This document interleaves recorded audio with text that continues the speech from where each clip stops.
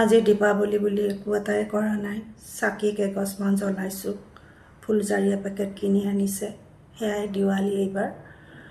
আৰু ভগৱানৰ ওচৰত এটাই প্ৰাৰ্থনা জনাইছোঁ, আমাৰ অসমৰ ৰাইজ যেনেকৈ অশান্ত হৈ পৰিছে, যাতে ভগৱানে আমাৰ অসমীয়াসকলক শান্ত কৰে আৰু জুবিনদাৰ ন্যায় যাতে আমি অতি শীঘ্ৰেই পাওঁ, এয়াই মই ভগৱানৰ ওচৰত প্ৰাৰ্থনা জনাইছোঁ। চাকি দুগছ জ্বলাইছোঁ থাপনাৰ আগত। আনকি এইবাৰ বুট মুগৰ প্ৰসাদো দিয়া নাই, এয়া মিঠাই কিনি আনিছোঁ, তাকে দিছোঁ।